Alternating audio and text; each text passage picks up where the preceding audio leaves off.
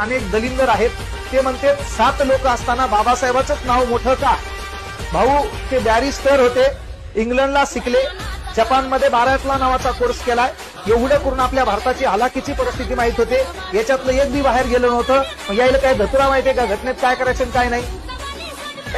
मग तिथं बाबासाहेबांचं नाव येणार असेल, मग ज्या माणसाने जे काम केलं त्याच्या कामाला व्हॅल्यू द्यावाच लागतो ना तुम्हाला. पण तुमच्यासारखे 2-4 फुटुरे जरी म्हणले समजा बाबासाहेबांनी काय केलं, बाकीचे बी लोक होते आणि काही काय आहेत पा उगं भाषणात बाबासाहेबांचं नाव घ्यायचं, माघारी कार्यक्रम बरोबर वाजायचा. तर त्यांनी लक्षात घ्यायचं ज्या माणसाचं जे काम आहे ते काम तुम्हाला मानावंच लागेल.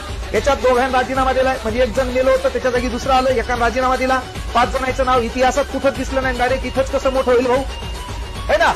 इथं 14 तळ्याचा सत्याग्रह, महारचा सत्याग्रह, मनुस्मृतीचं दहन आहे, बहिष्कृत हितकारणी सभा आहे, समता आहे, जनता आहे, प्रबुद्ध भारत है ना? त्याच्यानंतर महत्वाची गोष्ट काय बघूया, कामगार असोसिएशन आहे, शेड्यूल कास्ट फेडरेशन आहे, रिपब्लिकन पार्टीची घोषणा आहे, धर्मांतराची 1935 ची घोषणा आहे, सर्वात मोठं धर्मांतर आहे 14 ऑक्टोबर 1956.